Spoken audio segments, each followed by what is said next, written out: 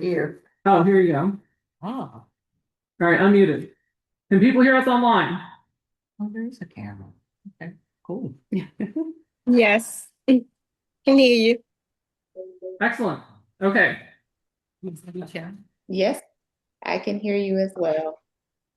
We are starting on the top of the hour. We cannot wait. We have a ridiculously long laundry list of people again, but that's just how this goes.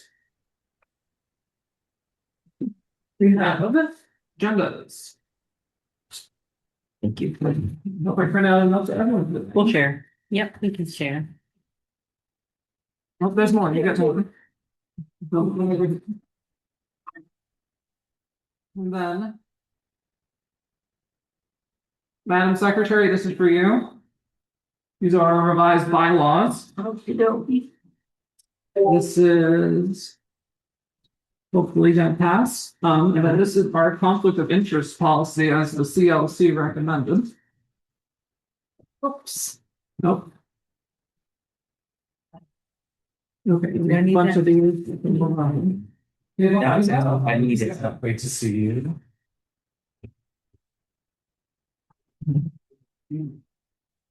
Absolutely.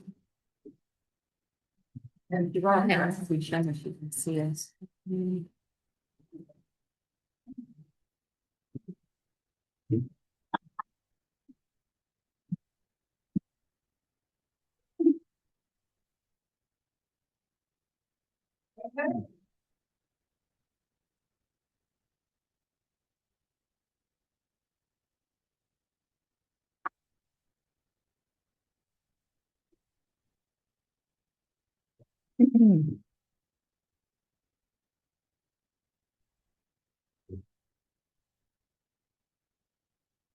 Hey, email it. Yes. This is a new job. Okay. Awesome. Yeah, all right. Good to meet you. Yeah. Oh, we go to one that puts the pretty groups. You haven't met yet, so. So you know I can. Now we have Nancy. Do you have his name on the minutes? Do you have everyone's name? Do you know everyone? You have everyone's name for the minutes? Table keeps shrinking smaller and smaller every meeting I come to. Is it smaller? Yeah, we keep stacking the tables together. All Yeah. that empty space in there, all that wasted space in there. Yeah. Well, I didn't want the camera to fall over again. How many more tumbles can it take? Neat camera. Yeah, that was thank you for the to the AARP for that camera. I can get more. We're pulling table last. You're doing no more table. Okay. Gonna highlight you. Boston.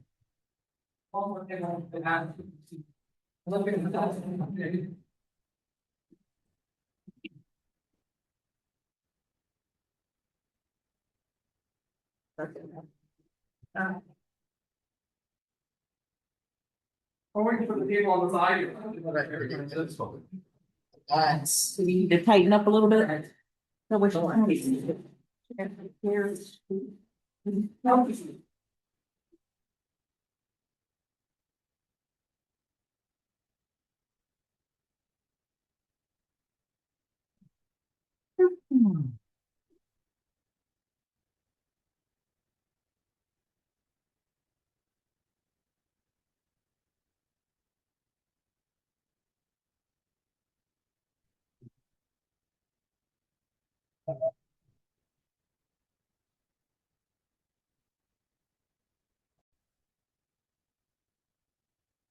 This is very optimistic.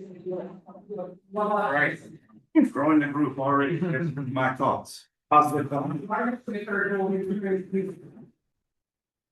have to put the zingis on the naughty list. I put in the order an hour ago for shorter oven. They didn't have it ready. Okay, to 6.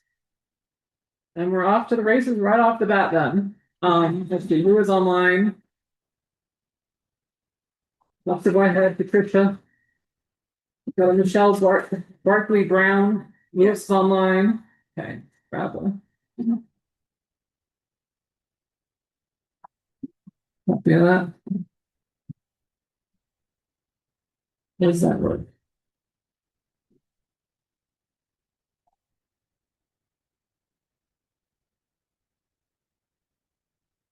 Okay, we got a bunch more added. Okay, hello everyone. Welcome to the April meeting of the Mount Clair Community Council. How did that go? Okay, great. Zealous and put something in. What? You can call Zealous and have it or something. I don't know. We gotta start at this point. We're sadly without pizza in person because Disney dropped the ball on us and didn't have it ready when I ordered it from Porter of and it wasn't ready. So, we have 5 guests today. We are once again, a few weeks ago I said we would have plenty of time and been really we have all the friendly chitter chatter of the neighbors, but this time now it's we're on the agenda again. I had Sergeant Antonacio on to talk about 233 South Fulton, but we have Sergeant Whitehead instead. But you're the first on the list, so if you would like to just start us off, and more people will roll in. Hello, hi And, everyone. I'm Officer Whitehead. Work with Sergeant Antonacio and Officer Davis. The 3 of us are in the same office. Hope everyone is having a good evening so far. I have your part 1 crimes that happened recently over the past 30 days. We are aware that there's an uptick in the quality of life concerns. We've been seeing command have been deploying deploying officers at those locations and working with our city partners. So on April the 1st at 6:30 a.m., we have an aggravated assault that was at 200 South Gilmore Street. There was a vehicle accident. The 2 that got into the accident, they had a dispute, began arguing, and a suspect pulled out a fire extinguisher and sprayed the other person with the extinguisher. The detectives are investigating that. On April the 2nd at 10:30 p.m., 214 South Calhoun Street, we had an auto theft. The vehicle was recovered on April the 6th, so they do have their vehicle back. On April the 5th at 11:40 p.m. at 233 South Fulton Street, we had an aggravated assault. That was between a store owner and a customer. The suspect was arrested. And that's what I have for you guys.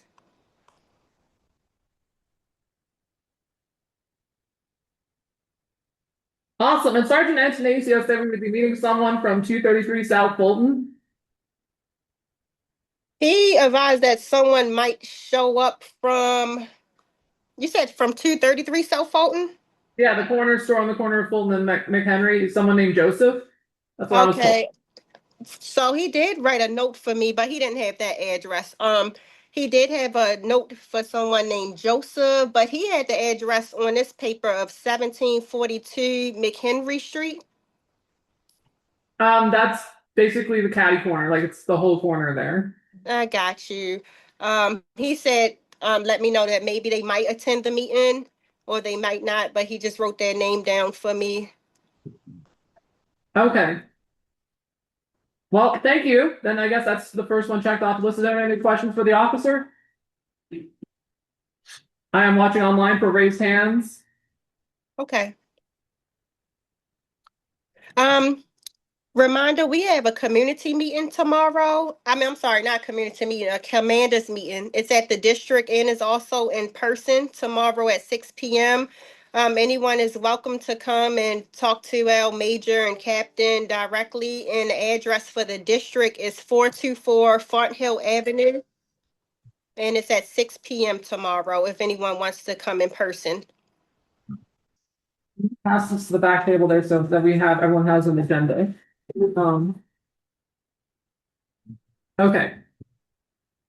Cool. Okay. Thank you for letting us know about it. Yeah, no problem. I just shared a link to the agenda in the chat. Relative to neighbors and residents and members of the association, we are voting on amended bylaws. Links to all the amendments are in the agenda link. And if you're in person, there is a copy sitting on the middle of the table of the modified event, like what all the changes are. If anyone would like to look at them, we'll be talking about those at the end of the meeting. But if you want to look through them in the meantime, that helps us keep this within the hour. So that is that, and that was the sergeant. Next up is Kurt is here. Yeah, Kurt is here. Yes. Kurt, Lightbridge Health and West Baltimore Renaissance Foundation are going to be presenting. So you can present into the Zoom if you can get into the link. Okay. Or if you have a PDF, you can send it to me. I can share it. There's a deck in your inbox. I sent maybe at 5:45, and then Michelle has one, I think, that she wants to share on her side. Michelle, you want to start us off? Sure, Kurt. I sent it to you a little bit ago. I have it. I can share it. Yeah, if you can share it with the Zoom over Zoom, that's great. Okay, let Then we'll me get ready. make sure I can share it.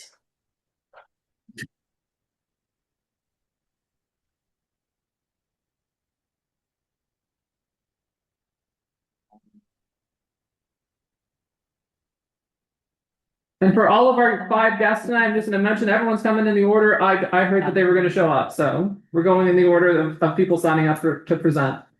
Can you all see my screen? Just for clarity, how much time do you want us to cover? You got about 15 minutes each. Okay.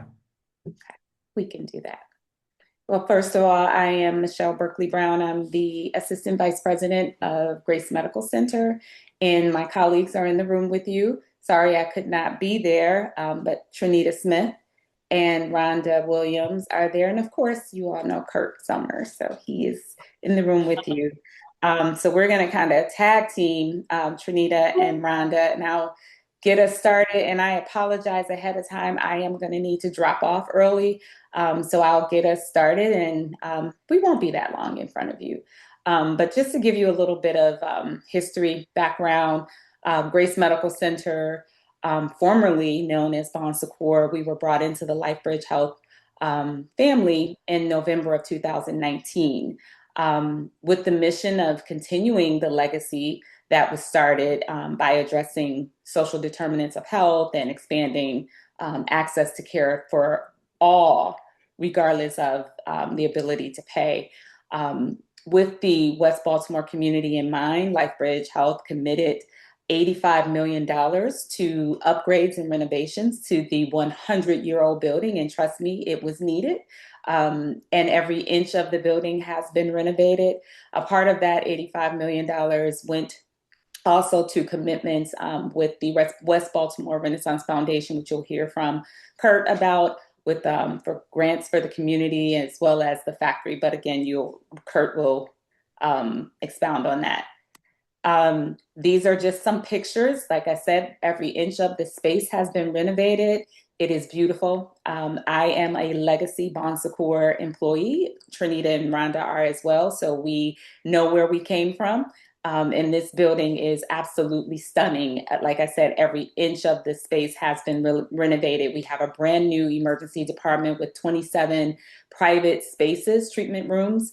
We have state-of-the-art equipment, CAT scan imaging equipment. We had our outpatient areas renovated where we have a primary care space and specialty space, our outpatient dialysis center. We have 41 brand new spaces there, and we have a brand new outpatient behavioral health space that is providing services for adults and children. So it's a beautiful, beautiful space. These pictures don't do it any justice. And I'm not just saying that because I work there, but it really is a beautiful space. This is just an outside rendition of it. This is pretty much what it looks like. We never had green space before. So this is just, it's for the staff, it's awesome, but I believe for the community as well, because we got input from the community where they wanted us to have better curb appeal and some green space. And so we have it. This building that you're looking at right now is one of the original buildings from Bon Secours that we completely gutted out and renovated every inch of it. And so that building now houses our outpatient behavioral health services for adults and children. It also houses a meditation and serenity space for our staff, a lactation space for the staff. And one of my favorite parts of this building is the community health and wellness space. We wanted that space. We heard from the community, and we want to be able to invite the community in. So we have a lot of programming going on in that space. And you'll hear a little bit about that from Rhonda and Trinita. We also have a violence response team space in this part of the building. One of the things that I don't know if you see the cross on the side of this picture. Again, this was one of the original buildings from many years ago, and that cross was there on that building. So we asked them to preserve that building just to honor and recognize where we came from. And Trinita and Rhonda, I'll kind of skim over this and then I'll let you guys take it away. Within all this beautiful space, these are all the services that we provide here at Grace. We have primary care services for the entire family, children, adults, geriatrics, the entire family, specialty care. I won't go through all of the different specialties, but we have many specialties, and the team there will talk a little bit more about that and hand you out some brochures and flyers. We have a substance use disorder program and services. In addition to those services, there is a transitional housing called the Tanya House that provides services for women in recovery, trying to get on their feet and just helping them through that process. We also have our outpatient mental health services for adults, children, individual and group therapy. And we also have a more robust community-based mental health program that targets moderate to severe mental health patients, where that team is out in the community. They're responding to crisis events.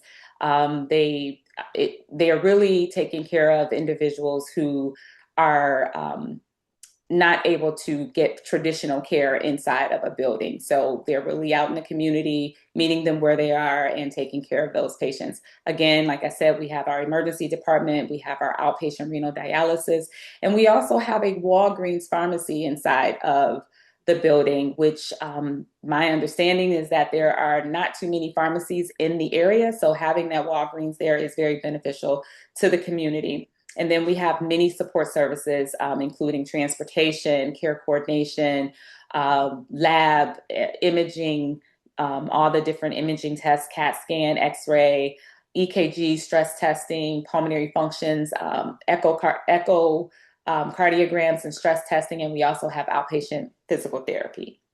So I am going to hand it over to my colleagues in the room and let them take it from here.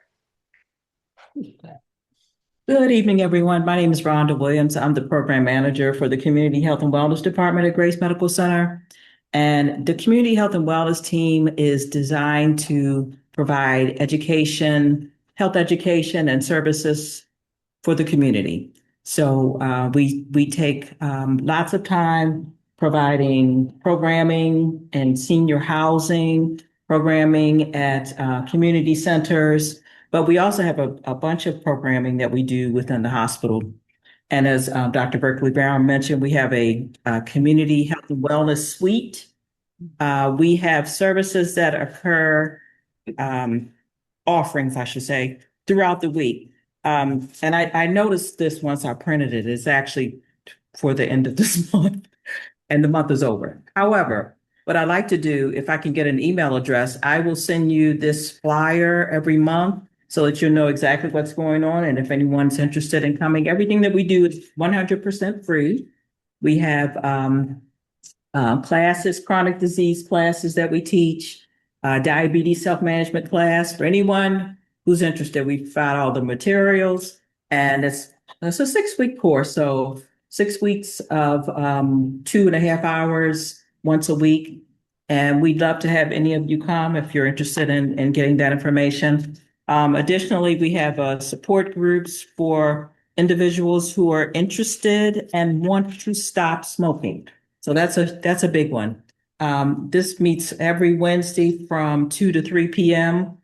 On site at Grace in the community room. But if you're not able to join in person, we have a phone number that you can dial into the meeting. We provide support assisting folks to get the nicotine replacement therapy.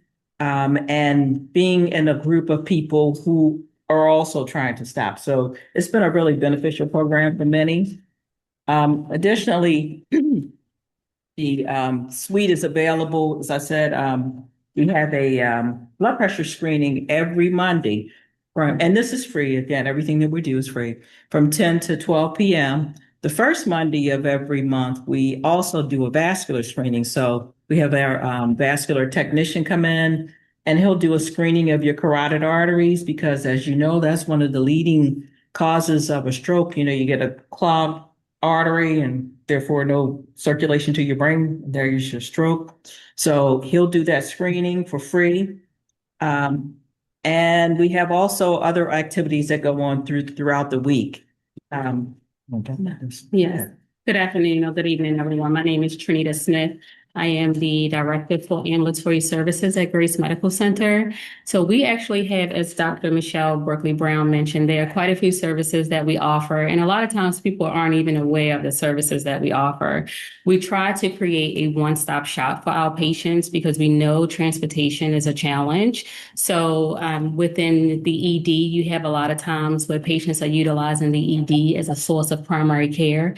But right upstairs, we have our primary care as well as our multi-specialty department. So when a patient is seen in the primary care department, providers, they provide referrals to specialty care. They can just walk a few feet over to receive that service. In addition to that, we do have a care coordination team. So a lot of times when patients go into the hospital or the emergency room, they actually follow up with patients to get patients engaged in their care. So that way they're not constantly utilizing the hospital for services or the ED for services that they could actually receive in our primary care suite.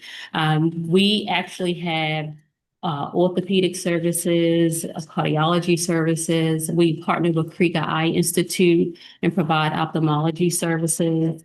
In addition to that, we have a nutritionist to work. She's also a registered dietitian to work with patients to help them with meal planning and ensuring that they have the proper diet. So I would like to give you all some of these brochures so you'll know what services we have. And let's just say if a person doesn't have health insurance, we do have the community health worker to work with individuals to help get them signed up for insurance. You can pass that. We also have a table of handouts and flyers over yes. with our fancy new tablecloth. Okay. And we just got to Live Baltimore next month. So any leftovers you can leave there and we'll distribute them in the future. Yeah, so we, as Dr. Michelle mentioned, there are so many services that we offer and people are just not aware. So please share this information with the members of the community. If anyone have questions, I'll be happy to give you my business card and we could communicate and collaborate. Oh, transportation also is a big, we provide free transportation to and from their appointments. They just need to communicate with us and let us know that they need transportation. And our staff will set that up for the patient. So they'll take them to their appointment and bring them back home. And I just want to point out that the Community Health and Wellness team, they have been doing an amazing job out in the community, outside of the walls of the hospital. So yes, a lot of great things happen inside the walls, but outside the walls, we are meeting people where they are. And over 9,000 encounters this fiscal year they have offered, you know, in all of the ways that Rhonda and Trinita have mentioned already, but it's over 9,000 encounters, and that's at churches, schools, nonprofit organizations, senior buildings. They're in several senior buildings providing screenings, outreach, and education. Recently, they've embarked upon the opioid issue within Baltimore City in the senior buildings, and so they're providing opioid prevention education and resources to help prevent fatal overdoses and prevent overdoses in general. And that's been an awesome program. I'm not sure if Kurt is going to elaborate on that a little bit, but I know that part of just a little, okay. So part of the funding that they received came from the West Baltimore Renaissance Foundation, and it's been an amazing program. Like I said, they're in the senior buildings providing those encounters with Narcan kits and education. And I think, Rhonda, you said just one. I think the program has been underway since May of last year. And since Yeah. May of last year, very recently, I heard not so good news that there was one recent fatal overdose in the past 2 weeks. Since then, since May of last year, there has not been, and of course we don't want any, but there was one very recently. So we were really sad to hear that. But I think that they're doing a lot of great work out there and really helping individuals, empowering individuals to take better care of themselves and live longer. Oh, go ahead, Trinita. Right. And if I can also highlight, we have a mobile van, and to Dr. Michelle's point, we meet people where they are. So we've actually gone to schools to ensure that children can stay in schools by making sure that they are up to date with their vaccinations. So we are part of the Vaccines for Children program with the state. And that's a wonderful thing to be able to make sure that children stay in school and not be displaced from school due to vaccinations. Thank you. This is all awesome stuff. Michelle, can you stop sharing so I can get the next presentation shut up? It's technical, and then you can ask questions. Anyone have any questions for the LifeBridge team? Yeah, what are the hours? So we're open Monday through Friday, 8:30 to 5 p.m. And just to be clear, that is for the outpatient clinics. The emergency department is open 24/7. The emergency department, we have the observation unit, emergency department, and all of the services that go along with our emergency services that is available 24/7. Mm-hmm. Thanks, Michelle. Can everyone see the presentation that I'm trying to open right now online? Because it is still showing the meeting on my side, but I hope it's working. Yeah. Oh, there we go. I can see it. Okay. Next slide. Good evening, everyone. I'm Kurt Sommer. I'm Executive Director of the West Baltimore Renaissance Foundation. We're a nonprofit that's part of the LifeBridge Health family. And as Michelle and Trinita and Rhonda noted, we were formed as part of the repositioning of what's now Grace Medical Center. Our mission was focused on not direct clinical services, but those factors that impact health further upstream. And so over the last 6 years, we've had a twofold mission. One, providing grants to nonprofits serving the West Baltimore community, and then moving forward with a community resource center, the Factory, which opened last May on the corner of Calhoun and West Baltimore Street. So today I'll talk a bit about both portfolios very quickly and talk about some of the work ahead. So we've been in the grant making space. We have two types of grants, program related grants and small neighborhood grants. Program grants are focused on workforce development, food access, youth mentoring, and population health.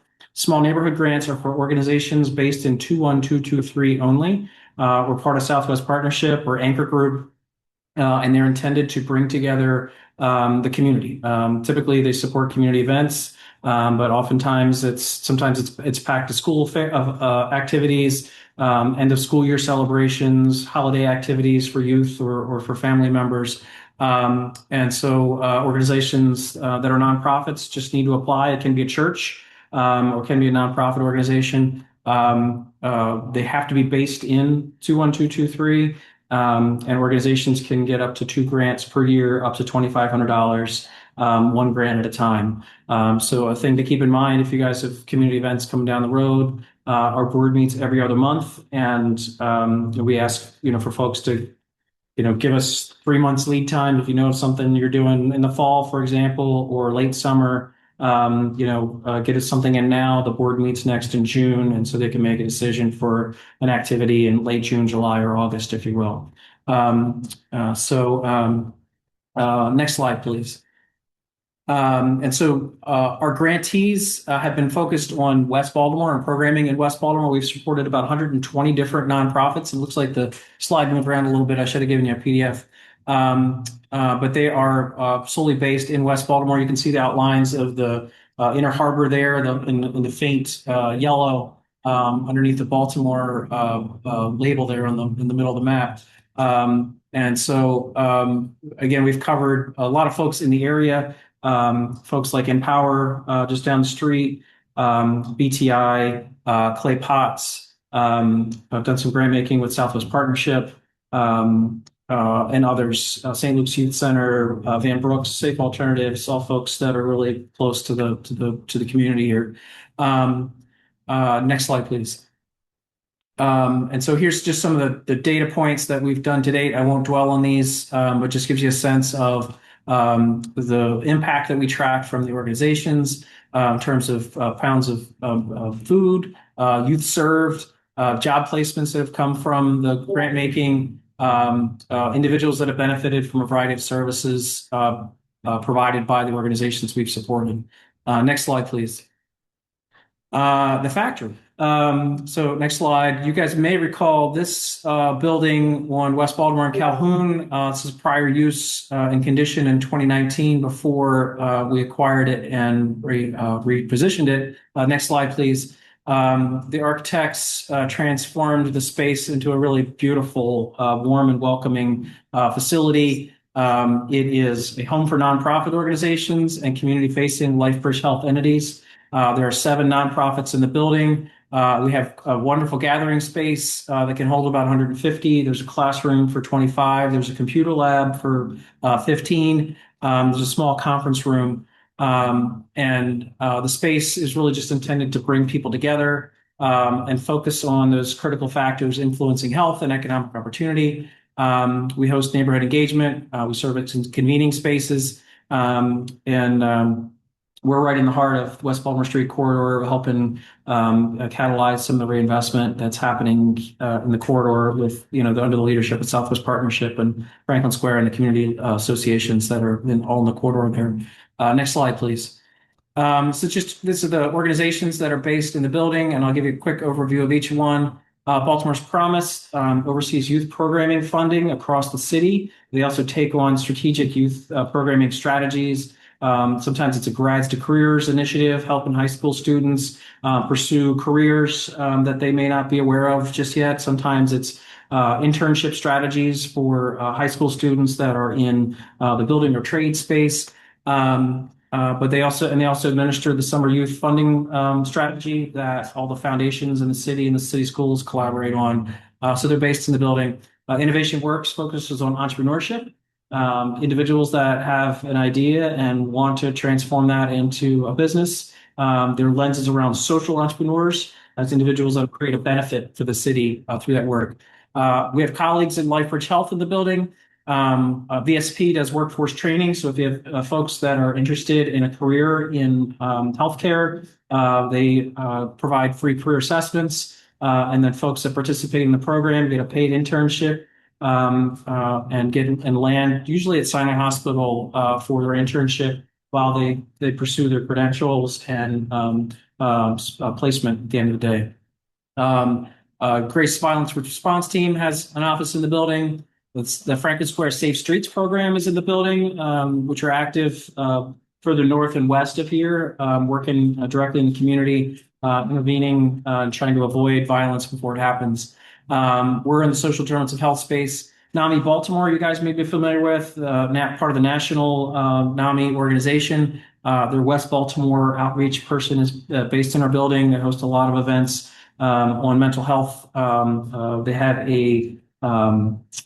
peer work groups twice a week where folks come in that are either supporting individuals that in the mental health space or they themselves are struggling with mental health, and it's kind of a peer-led work group.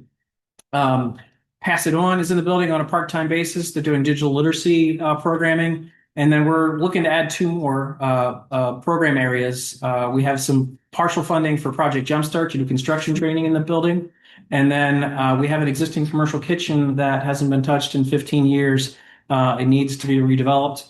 So we had some funding requests in for that as well. And that would host food access strategies down the road, at least a year, maybe a year and a half before that would come online. So just to give you a preview, we put this monthly news announcement out each month, and I've got some hard copies of this as well. You can grab on the back table that talks about some of the free programs that we do each month. This is available from our newsletter on social media. You can follow us on Instagram, LinkedIn, or Facebook. And so the Enoch Pratt comes once a month, twice a month. We do food distribution in the building once a month. Safe Streets has community meetings and other like programming activities. And then computer classes as well, if you want to scan through. An invite to you guys for our upcoming year one celebration. We're going to have a cookout. There's going to be a resource fair. We'll have a brief program starting around 5. So please RSVP if you can join us. There's a flyer in the back for this. Next slide as well. We're also doing, I mentioned, and this got disoriented as well, but once a month we're doing food distribution. The Grace Violence Response Team and the Safe Streets team help coordinate this. It's the third Monday of the month at 2:00. So the next one is May 18th. So feel free to swing by. We will likely be adding a twice a month distribution starting in June. So we're trying to ramp things up slowly. We usually send out flyers for that in advance, usually the week before. We send it to the leadership team of the community associations to help get out as well. Colleagues at Grace and LifeBridge are hosting free shredding and e-waste recycling in June, just to put on the radar screen as well, 6:30 to 11:30 in the morning.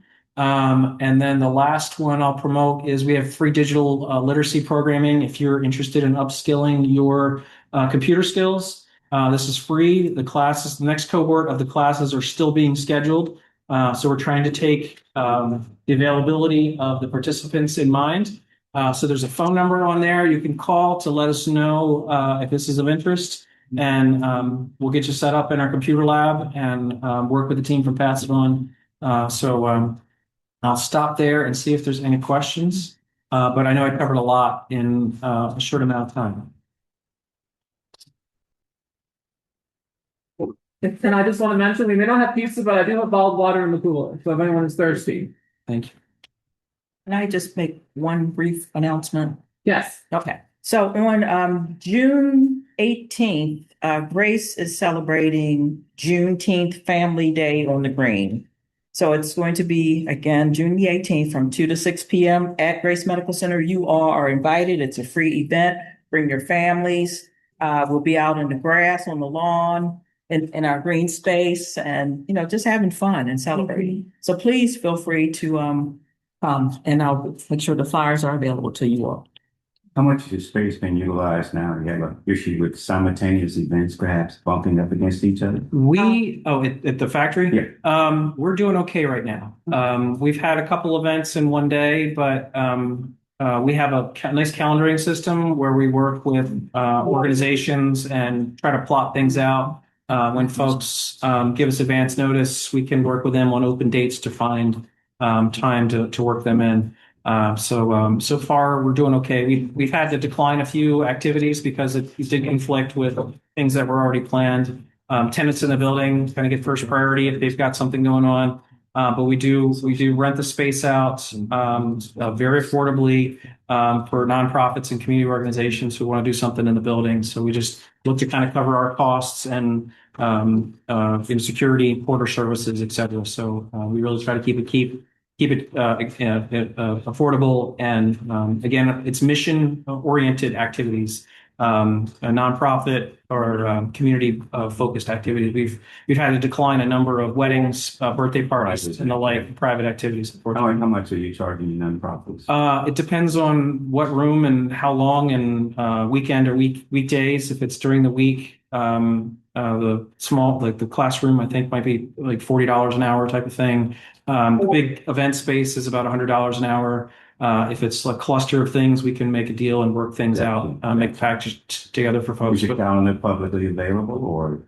It is not publicly available. We do put out the events that we're hosting that are public. About half of the events in the building are meant for public audiences, and then sometimes it's an organization that needs to put on an event with a determined audience, but we don't advertise that. So we leave that up to them if it's something that's intended for community use or not. It's a little bit of both, but it's all mission oriented work. Good question. Thank you.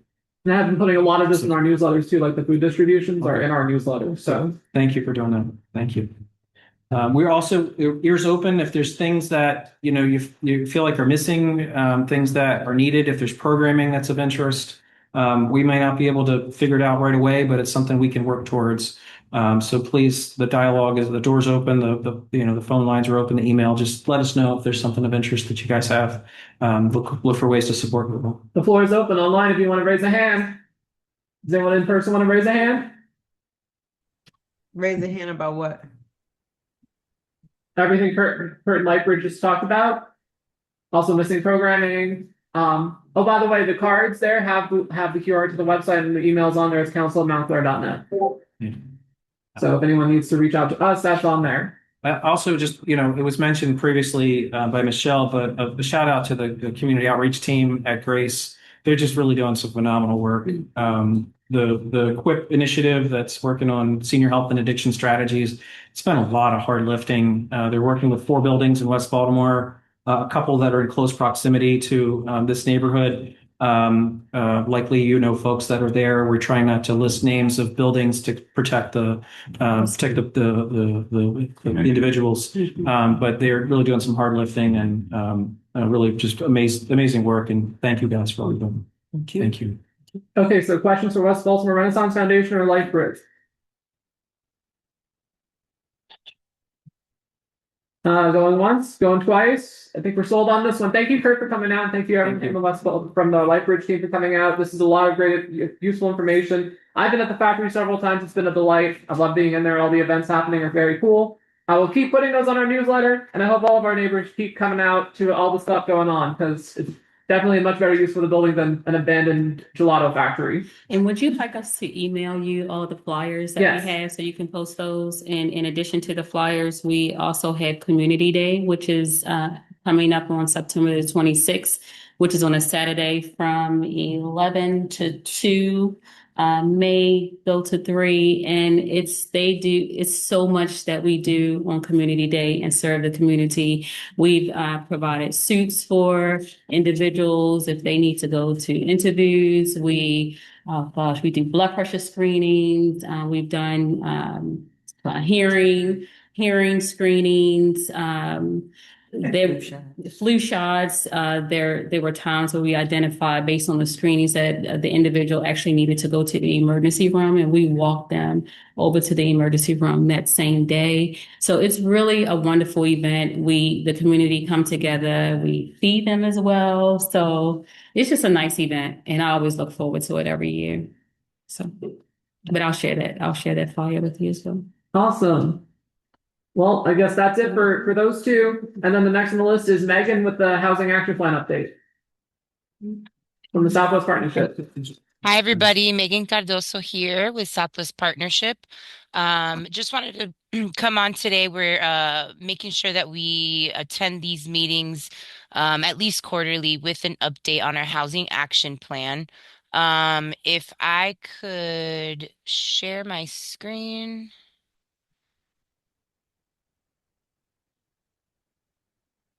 Oh. 1 second, the wrong one here.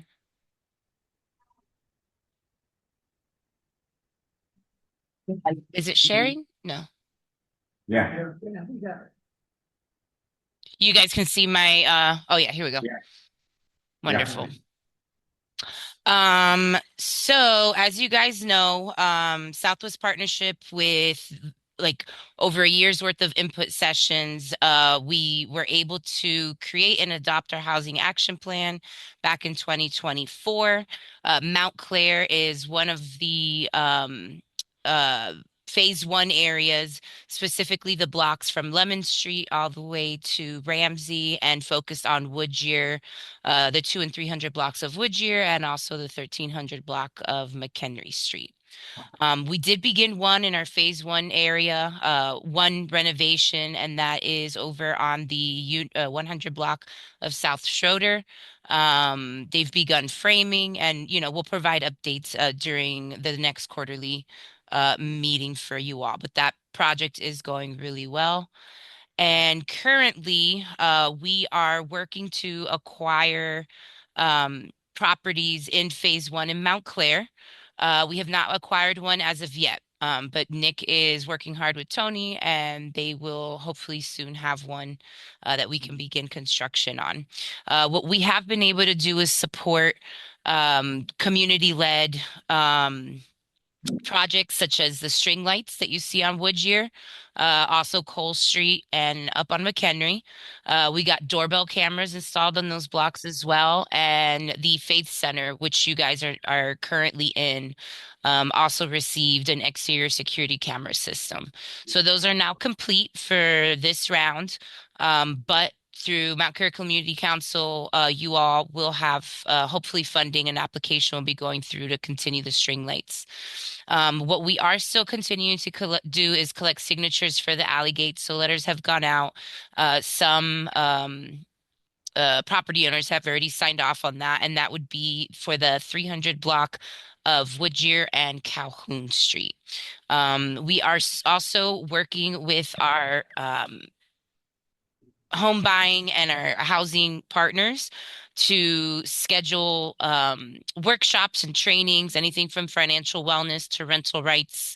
A focus on renters who perhaps want to purchase homes in the neighborhoods, and as well as helping out those families who perhaps live in a home where the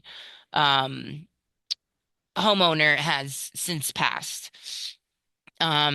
On Cary Street corridor specifically, we wanted to highlight a few things. It did start a few years back with the Cary Street Bridge lighting. And just this past month, there was a walkthrough with city agencies with our director, Tony. And we were able to get along the Cary Street corridor from the bridge to about Baltimore Street, 15 different individual street light heads were upgraded, and they are now much brighter. There was one specific street light that was finally reinstalled, which is in the northeast corner of Cary and Pratt Street, so in front of that big, large chain link fence, and is also assisting to light that up, as well as the bus stop, plus the string lights that were installed around that liquor store there.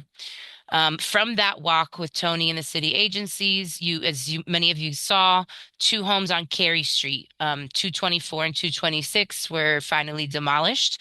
I know that there was concern from many residents of it'll become an illegal dumping site. So one pathway that'll give us permission to install a gate there is to send out nuisance letters, and those will be going out as soon as the infill is complete. I know that it did start today. I wasn't able to walk by, but within the next couple days, we'll be able to get those letters out, and that gives us an avenue for permission and the ability to go ahead and fence that off.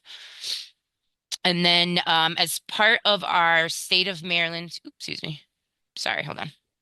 part of our state of Maryland Bernie funding are placemaking projects, one of which are going to be for the Cary Street Garage facelift. So our phase 1 is contacting the owner-occupied homes and as well as the Faith Center to gauge entrance, and then we'll see the different options that we have available. Some folks have garage doors, some folks have fencing. The fencing's at different heights. So we're through the end of May, we're going to be working with those property owners and try to get some of those facelifts completed and within the next few months by the end of the summer. And as we shared during last month, Montclair is now part and eligible for healthy neighborhood programs. That's anywhere from down payment assistance to also loans and loans that include renovations as well. So I do urge you to take a look and share it with your neighbors in case they are looking to purchase a home in Montclair. And if you guys have any questions, feel free to reach out to myself or Nick. And hopefully connect you to any resources, information, or groups and neighbors that you haven't already gotten to know or are familiar with. So with that, I went a little fast. Does anybody have any questions?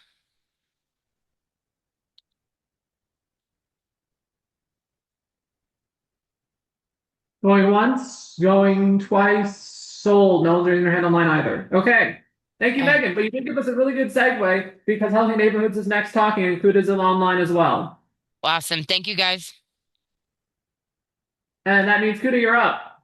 Perfect, so Oh, you're also in person, but yeah. I'll share the PowerPoint, I'll Yeah. just talk from here. hmm.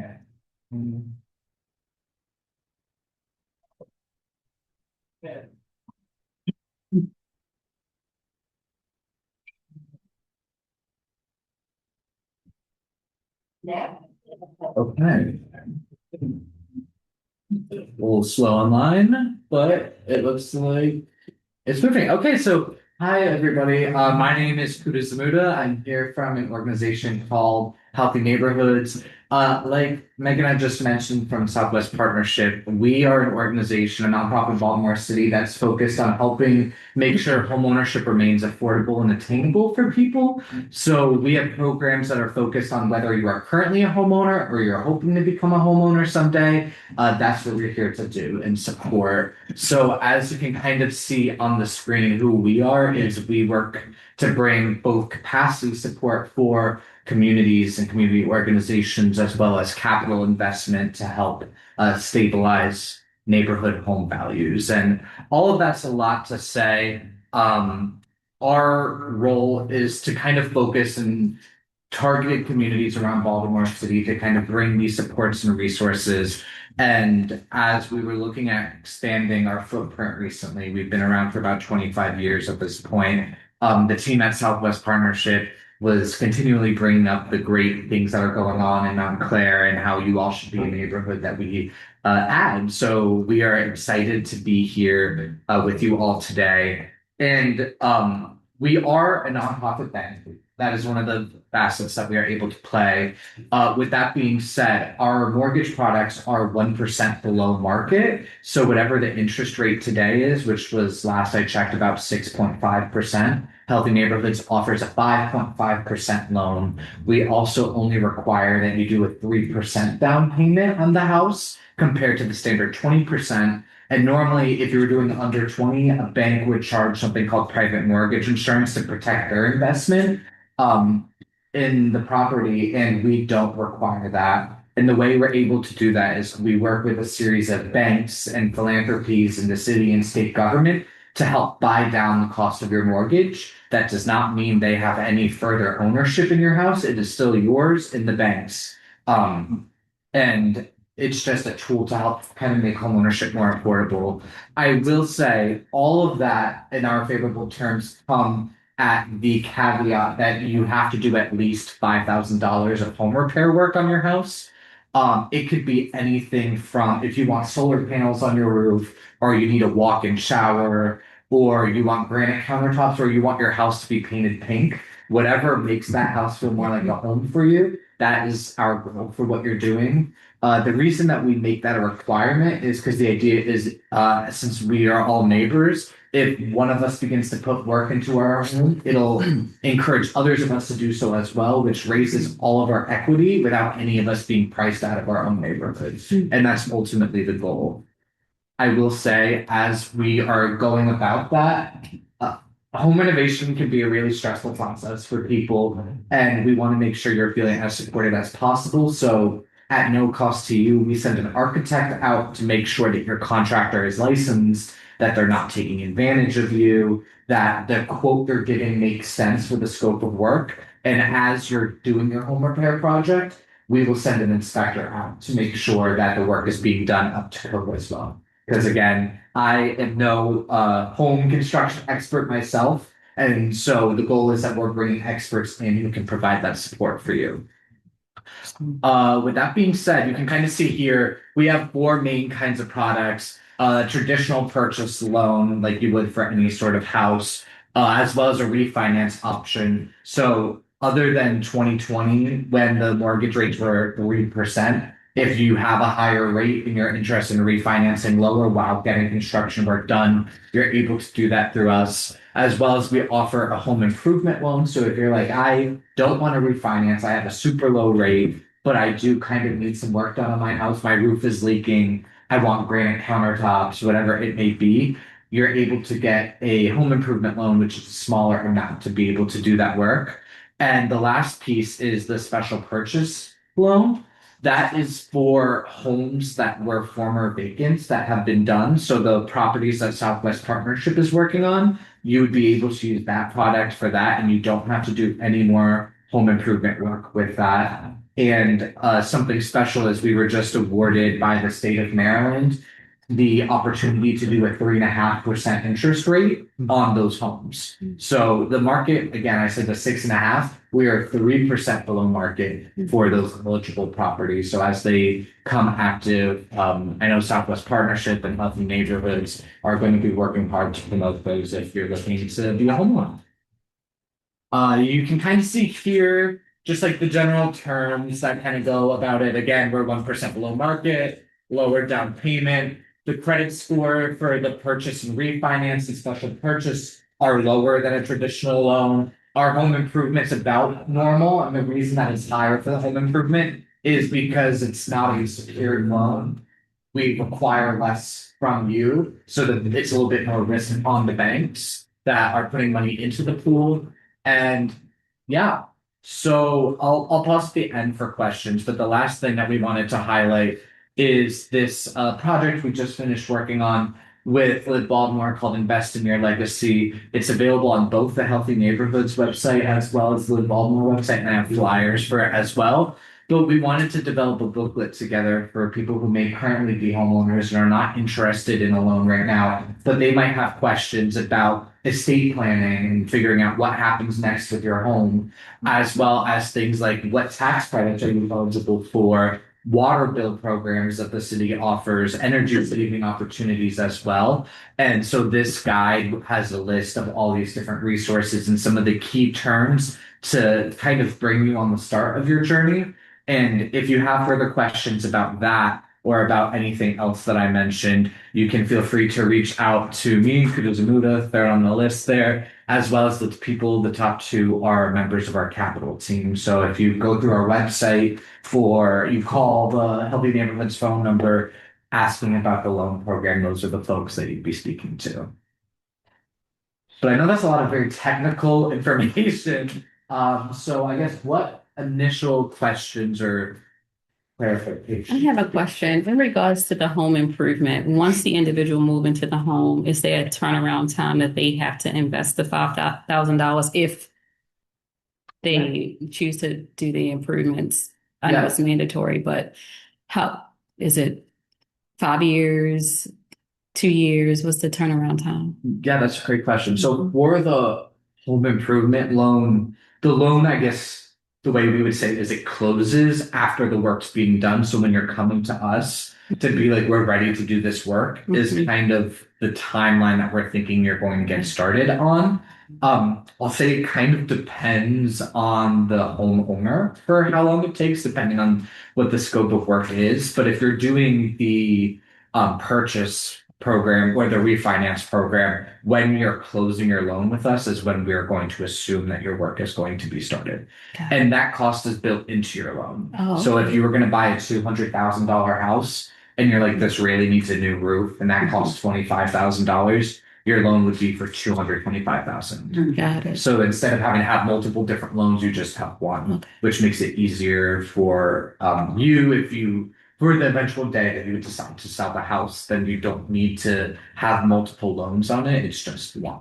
And you mentioned sending an inspector out. Are they responsible for the fees, for the costs associated with the inspector, or is that something that the bank or you all cover? Yeah, so the part of the philanthropy money that they put into the pool is making sure that the architect and the inspector are going to be able to come out at no additional cost to the homeowner. So those are costs that transfer onto you. Those are costs that we incur to, again, make sure that you're feeling the most comfortable you can with people coming in and out of your home and doing construction. Because again, it's a high anxiety moment. And if you don't have the specialized skill set, we want to make sure you feel supported. That's nice. Thank you. Of course. Any more questions for Healthy Neighborhoods? I don't see any hands online. Okay, going once, going twice. Sold. Fifth guest is Patricia Ofori, and she is online, I believe. I'm online. I You're know. online here. I know the meeting ends at 7. So Patricia Ofori, we are we're joining you. I'm actually representing Make Space, an organization. We're doing a scattered site development project in the Mount Clair area, focusing on the 1600 block of McHenry Street, 200 block of South Vincent Street, 200 block of South Gilmore, 200 block of South Stricker Street, and also the 400 block of I think it's South Mount. We don't have a presentation. We really just want to give people an update about what's happening. Our project, what we're doing, like I said, is a scatter site development project that's focused on building an intentional artist community. And so not only are we doing residential houses, we also have green spaces, commercial spaces, and industrial spaces. And the idea is that the artists that go through our artists or creators that go through our home buying program have the opportunity to own some of these spaces that we're developing, the green spaces, commercial spaces collectively, to basically create a model to see how neighborhoods look when not only residents own their houses, but they also collectively own some of the community assets. So we just wanted to give an update about what's going on. We have an event coming up. We run an 8-week home buyer program that's focused on home ownership, but it's also focused on stewarding your neighborhood. What does it mean to be a community steward? What does it mean to use your art to transform the neighborhoods you're in? Trying to get people to look within themselves, opposed to looking without themselves, and just realizing that everything that we need inside of communities, we already have. So the 16th, we're running what we call a salon session where the people that came through our program have an opportunity to display what it is that they created, and what they create throughout this 8-week program is basically an idea, a prototype, a model of what they plan on doing in the community when they move into the Mount Clair community. So it's going to be an invite only kind of really intimate session, and so we just wanted to make sure that we invite people in from the community that are interested in attending.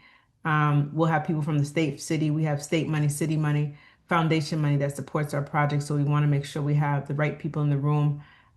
It's going to be held at one of our houses, so it's limited capacity. But after, we'll have a cookout, kind of a reception that's open to the public. But we wanted to make sure that we made that event known. So if anybody was interested in our project, in participating, in coming, that they had the opportunity to come and then also just share with the community that we'll have a cookout that day, a food on the grill, and we want just the neighborhood to be involved that day. The second thing what we'll say, I'm talking a little fast because I know we're running out of time, is we have a placemaking project on the 200 block of South Vincent Street. One of the ideas, can people hear me? My computer. Yes. Yeah. Okay, sorry about that. My computer might have froze up. We conducted citywide community charrettes in 2021, asking people what they want to see in neighborhoods. And, some of the feedback that we got is having neighborhoods be inclusive. So that means thinking about not only the people that are moving to the houses, but thinking about the kids, thinking about the seniors. And so for the 200 block of South Vincent Street, we have about 80% of the properties under site control, in which we'll be building houses. But we have a model where we don't build on vacant lots. And so we want to build what we're thinking a natural playground, but we're also doing a placemaking project on the street, and where there could be the opportunity to kind of place some bolsters on one side of the street to block it off from traffic so kids have a place to run and to play. At the end of the year, we plan on bringing about 10 to 13 houses online. That means 10 to 13 new families will be moving into that 4-block radius that we're building in. And so we just want to give people an update about what's happening, what we're doing, and then also just provide and give an update and just outreach. We want people involved in this event on the 16th. We want the neighborhood to come out for this cookout. We definitely need some input on this placemaking project. We plan on doing a mural on that Vincent Street corridor. So anywhere from colors, from legacy, to what we should put to represent that the neighborhood is something that we're interested in. I can drop my information in the chat if anyone wants to email me. But I just want to provide an update about what we're doing, how many houses we're bringing online. And we have about 6 houses under construction right now. And yeah, I'll leave it at that. Awesome. Do we have any questions for Patricia and Make Space? Here, I beat you to the punch. I posted your email in the chat. It's makespace23@gmail. Yep. Going once, going twice. I would love to see some concepts of what you're planning on Vincent Street. If you could bring them to one of our meetings, that would be awesome. Well, we want the neighborhood to help develop the concepts, and also one thing I will say is, Kurt, I will reach out to you. We have a whole bunch of programming coming out. I mean, we would love to be one of the organizations that could receive some funds. All our operating funds we really support from ourselves. We get capital funds, but we would love to be one of the organizations that gets some operating funds or some programming funds because we have a lot of programming coming up. Do please reach out. Thank you. Yeah, and do you want me to put that on the agenda for next month to have like a brainstorming session, and we can just like put it in the newsletter and announce it? Yeah, and we'll come up with some flyers and some graphics and copy to put it in there. Yes. Okay, good. And then yeah, send me all the upcoming events. Doesn't need to be on a flyer, just needs to be dates, times, locations, and I can put them in our newsletter too and get that info out. Anyway, last call on questions for MakeSpace. No one, no hands online. Okay, it is currently 7 o'clock. We have a couple of extra guests that we haven't gotten through yet. Tom, this is your building, so you get to tell us what we're doing. Can we get through everyone else and then do our vote quick? No, it's your pleasure. All right. Your pleasure. So I know we have Eric James from DOT. If you would like to introduce yourself, hi. Well, it's Eric James from the Department of Transportation. I don't have any updates. I'm just here to take any concerns or any issues that you may have. Remember, always call 311 to report any transportation issues. And if you need assistance with any overdue SRs, you can contact me. My number is 410-218-6588. And my email is ejames@baltimorecity.gov. All right, I post that in the chat and in our minutes. Does anyone have any immediate requests and comments for Eric?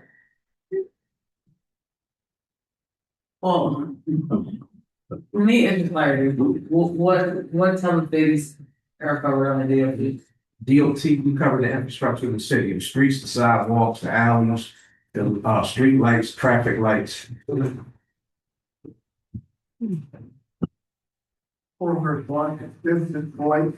Lights aren't working. Did you call 311? I've done it several times. Phone me with SR numbers. 300 block from the corner by Wilkins and Gilmore, there's been a camper parked there. Untagged, selling drug traffic. Have you called in there to 311? I didn't, I think someone else tried, but they got bumped off, but I'll be in contact. Yes, thank you. Anyone else? Dwayne London is also online from Councilman Bullock's office and he's also put his email in the chat. That's available if anyone needs to reach out to him in the councilman's office. They're here. Dwayne, you want to say hi? Yeah, hey, thanks, Melanie. I appreciate that. So I don't have any updates. Again, if you guys have anything for the councilman, any community requests, outstanding 311 issues, I'm happy to hop on that. Take any questions or concerns that you guys may have at this moment. But just thank you, God. Thank you. I just wanted to say thank you on behalf of the councilman for all the work you guys are doing in the community. Thank you. Oh, we got a question in the chat from Jeff for, I assume, Eric. He asked, can you remove a ski-doo from behind the church? Elaine, do you know that one? I do, I mean, I don't have the SR number, Can- but yeah, I know somebody, see, McHenry Block, HUD came and cleaned it out. We have it on camera actually. And instead of filling their dumpster, it was easier to pull it over behind the fence in the alley. And they left it there. Somebody called the realtor who stood on the thing. He was gonna remove it, but still sitting. And there was several So it's sitting on somebody's property? No, it's just not like any alley. Yeah. We have multiple neighbors on that block talking about it now. That's been there for about a month, I believe. Is that for me, Melanie? Sorry, I couldn't really hear her. Yeah, who was that for? He said it in the chat. Probably for the both of you. Because it would be really nice if that could get out of Yeah. there by any means necessary. Absolutely. Hey, Jeff, if you could just send me an email with the information, I can my email is in the chat. If you send me an email, I'll get on that right away. Okay, awesome. Okay, now we're gonna do a quick open floor. If anyone else wants to say anything, say hi. Hey, my name's Justin. I'm a mural painter. I painted a lot of the murals in this neighborhood. I've been painting murals around Baltimore for, I guess this is my 16th year doing it. And probably have more of a collection of murals not player over the years than any single neighborhood in Baltimore. I really love working in Southwest Baltimore. A lot of murals were done over a couple of years, but a lot of them were done in 2021. In 2021, I worked this organization that I helped start with one of my friends called Arts and Parks, where we kind of tackle vacant spaces, and we got some funding from Lowe's to do a lot of landscaping and murals in the neighborhood. And it was a really awesome project. It was really cool, like talking through the concepts and developing it with Tira and Jose. He's online. Oh, nice. Okay. Hey. What's up? It's been a minute. And like the conversation has come back up about painting more murals, especially as some vacants have come down. It exposes a fresh wall for potential murals. So I just like the idea. For the last one, I painted a lot of them, but I also kind of curated some of them. So brought some other trusted local artists into the mix to develop concepts. And we were talking about the idea of doing a little something again. So yeah. We have a bunch of sites and we're talking about a lot of things. Now we're looking for some money to fund them. But if we get it, we're gonna get a lot more murals and they're gonna be really nice. So we're working on that. Does anyone else have anything to bring up while it's open before we move on to this the voting on the bylaws? Nancy. For Mother's Day, I need 2 items from the council. I need sodas and chips. Do we have any right now, Tom? Okay. I think we can buy those. All right, we're gonna buy you chips and soda. I have 25 Pepsi, so. Okay, we will coordinate and we will get them. Okay. And I'll be out to help you on the day of. Right. And that is the 14th? No, the 10th of May The 10th. at the monument. At the War Memorial, yeah. Yeah. Not at Tracy Atkins like I accidentally put in the newsletter. So yeah, Mother's Day, and that's 2 to 4? 2 to 4. 2 to 4. I got that one right at least. So yeah, Mother's Day, if you're a mother, come out. You're gonna get chips and soda from the community at the War Memorial. And a carnation. And a carnation. Okay. And we're honoring a special mother from Mount Blair.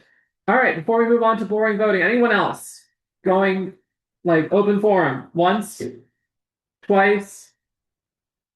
Okay, so Tom has been on my butt to update the bylaws since I got elected, and that's what we're going to do right now. Tom, you have the list of, so the treasurer report is in the chat and in the minutes, and he has the list of the eligible voters.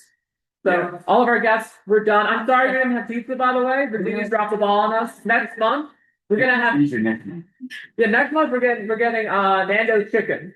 Oh, Thank you for having us. On Ramsey Street works at Nando's. This is gonna be a bit of a bite in our pocketbook, but we're gonna get some Nando's with Tytel and then have that catered. So if anyone wants to check out for that, you're welcome to come. Thank you, guys. Thank you. All right. Thank you, Take guys. care. There's flyers on the back table. Yeah, Thank and you. if you haven't taken one of our cards, take it. And thank you for coming out. Take care. All right. Thanks. Oh, now we're just coming down just to the neighborhood. Tyra is online, Jeff is online, Karina's online, and Dwayne is still online. And then we have at least, well, we have exactly 3/5, well, we have 4/5 of our current board of directors, so. Hey, Melanie, do you need me to hop off? You don't have to hop off, you can stay on if you want and listen. This Okay. isn't private, it's just we're just updating our bylaws. Okay, cool. Nancy, can you be recorder of the vote? Yes. Is she allowed to be the reporter of the vote as the secretary that is voting? Or do we need a third party? Okay. Okay, so under the current bylaws, amendments to the bylaws are by the vote of the board of directors, not by the membership. So, we're gonna need to stay first, and it'll just be between the four of us. Has everyone here had a chance to review the amendments? There's a copy of changes and there's a copy of the fresh bylaws. Quick review. So these were reviewed by Becky Witt, who was from the Community Law Center a while ago and was for a while the head of the zoning administration board at the city. And she did this pro bono for us. So a lot of the early changes were by her recommendation. The preamble was already in our articles of incorporation. A bunch of pruning of like unnecessary wording or things that are by default and assumed of meetings. One major one that is going to be relevant to our current vote is that I did remove I made it so that amendment votes for the bylaws are by the membership, not by just the board. So by default it would be by membership. We had specific language in there to say it was by the board. And after this one vote from the board to remove that, it will then be by the membership going forward. Other things being removed. I am taking out that one person can hold multiple executive committee positions. If we are ever in a situation where we have more than one person wanting to do multiple jobs, we're in a pickle and we should probably figure out another alternative to that. Because I'd lose my mind if I was trying to do more than one thing right now. And I'm sure all of us would. We removed some duplicate terms. And then the biggest one is that we're no longer going to do voting, like eligible voting of the neighborhood association is no longer going to be by paying $10 dues every year, because while we would appreciate, and a reminder that the Mount Clear Community Council is a registered 501c3 and charitable donations are tax deductible, trying to keep track of what everyone's paid in, and if they paid their dues or if they paid someone else's dues is a headache. And we already keep track of attendance, so it's a lot easier to just pay attention to who's been at a quarter of all meetings in the last year. So that's one of the big changes. And then this was another recommendation from Becky, is that membership will only preemptively terminate by a written notice. So like if your membership is by being at 3 meetings, you have to explicitly say, I don't want to be a member anymore if you wanted to no longer be an eligible voter, but you can also just not attend anymore. So I figure that's how most people end up doing it. But previously there were ways to like verbally renounce your membership, which is just a paperwork nightmare. And then the last big one is going to be formalizing the board changes. So before that, we have, Jeff and Kantira were formally on the board in January and have both resigned. And I've distributed to the board email list their written notices of resignation. But board elections, so I did announce this as a special session of where we're going to do elections. So we're going to be electing, did Lewis leave? Okay. So we were going to elect Lewis and Tawana to the board, but neither of them are currently here. Did you get their prior? Yes, I got their prior intent to join the board in writing. So we can elect them to our board. I know Lewis was here, he just walked out, so maybe he has somewhere else to be, and we did run a little bit over time, so I understand. And I did try contacting Tawana, but I did not hear back from her, so maybe she had a prior conflict. Anyway, they both intend to join the board, and this would be by vote of the membership, so we can, at this time, Nancy, if possible, have a vote into 2 votes, 1 each, or do 1 combined vote. Tom, do you think we can just do it as 1 vote? You can do 1 vote. Okay, so we were voting to add Lewis Williams of the Blackfield Institute and Tawana Kane, Executive Director of Clay Pots, to our board of directors as replacements for Kantira and Jeff. Makes sense. Second that motion. All right. Any questions? Any concerns about these 2 individuals before we vote? Comment. I think it's a good idea with the organizations that they're a part of to be a part of I the agree. activities. Yeah. Yeah. There were so-called anchor organizations for the community council in the previous bylaws. And they stated what those so-called anchor organizations, who they were. And so, yeah, this is kind of getting back to that, to these organizations that support, that are community associations, the community councils All right. have done so in the past and still do. So it makes sense to have representatives from those organizations. And we are soon to be open and welcome to in the future other anchor organizations possibly joining the board in the future, as desired. Yeah, Mennonite Church was one, I believe, in the past. So yeah. And I'm also doing outreach like Lionswood, the furniture maker that moved into the neighborhood. We have contacts with them, and I'm going to ask them. I'm going to ask some of our stores and shops. So and also definitely Beta Law on Pratt Street would be a big one. So we're doing a lot of outreach on this, and we might add a couple more board members in the future because 5 was spooky. 7 is a lot more healthy. And we love as many people as would like to join the board as possible, including our neighbors. If anyone else would like to join the board, this is a recorded meeting, so I get to say it on recording for future reference. If you are a resident of Montclair and would love to join our board of directors, please let me know, because I would love to have more people on the board. With that, we can vote. We seconded the motion, so all those in favor say aye. Aye. Any opposed? It's unanimous. Jeff raised his hand. Is that an aye or opposed? That was an aye. Okay. And then Kintara gave a thumbs up. So Kintara also said aye. So, all right. So we've now added Lewis and Tawana to the board of directors. And now the next vote will be by the board of directors, of which we have 4 out of 7. So we have a majority here. Can vote to amend the bylaws as written and as prescribed of all the changes I mentioned earlier. So the next vote will be for the bylaw amendments. Would anyone like to second that one? Second. Any questions, concerns related to the proposed bylaw changes? Comments? Okay, seeing no comments, no questions, all in favor, say aye. Aye. Okay. And any opposed? No one's online on the board. Oh, okay. It's just us, the 4 of us. The ayes have it. Okay. And then the last thing, welcome neighborhood. I was recommended for us to have a conflict of interest policy rather than having it be a section of the bylaws. It is no longer in our bylaws. We just voted them out.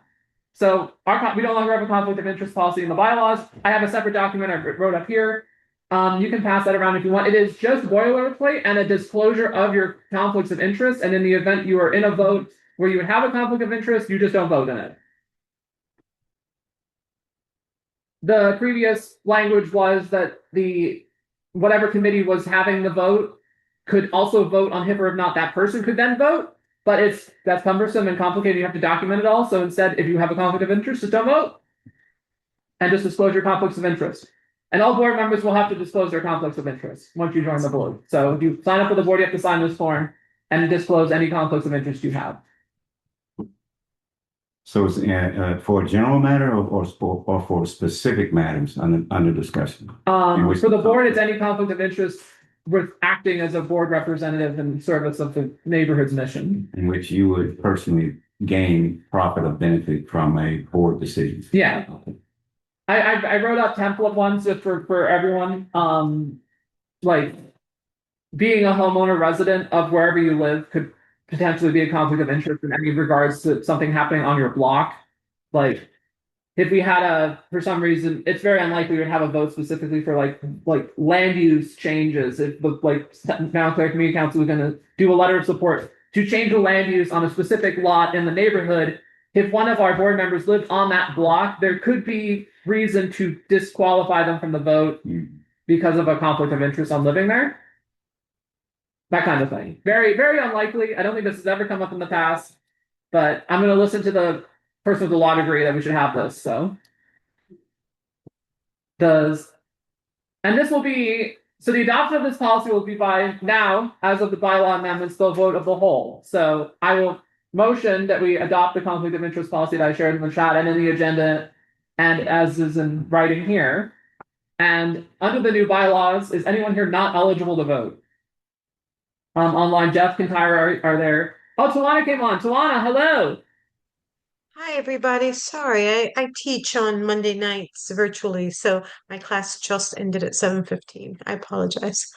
Well, isn't it fortunate we ran over time just in time to let you know you won. You got elected. Congratulations. Thank you so much, everybody. I'm happy to be a part of this.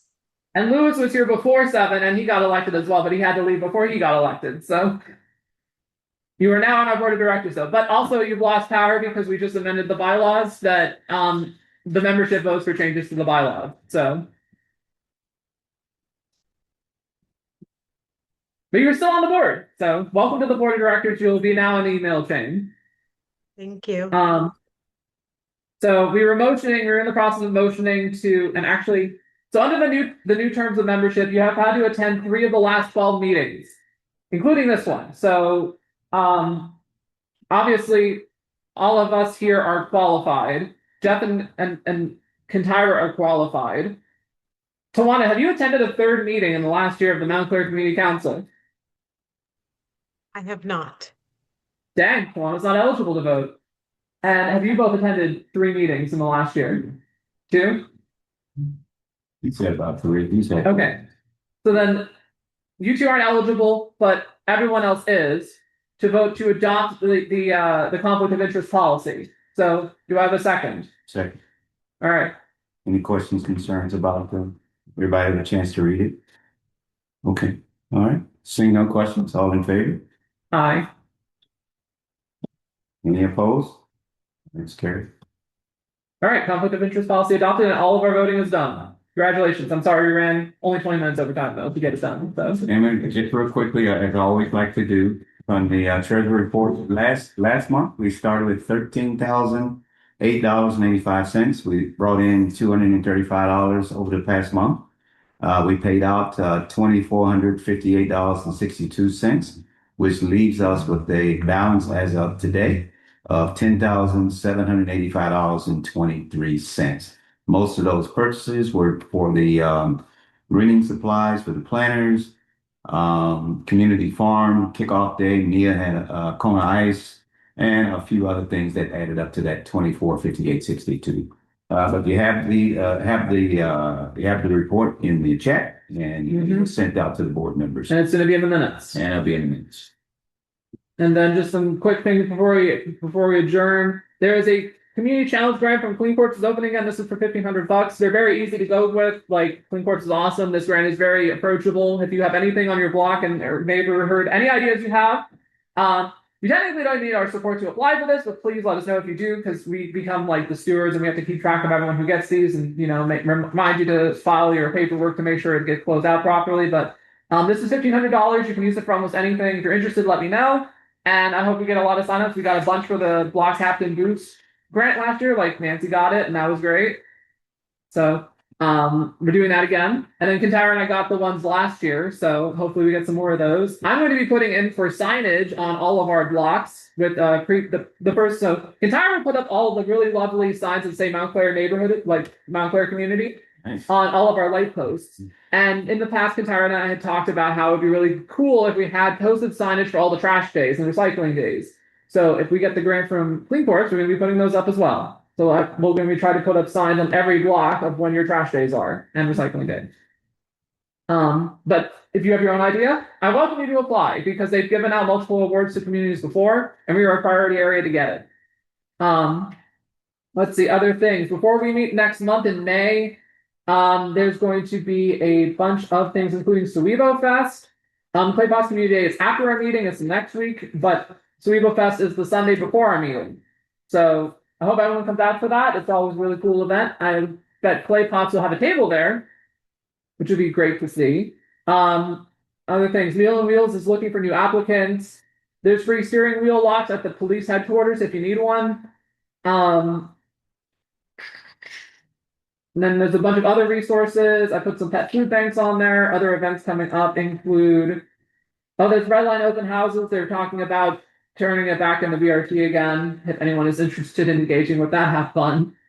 It is as your local Redline community advisory team member.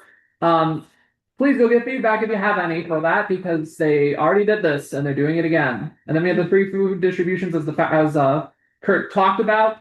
The flyer from the factory is in our agenda and distributed in our newsletter.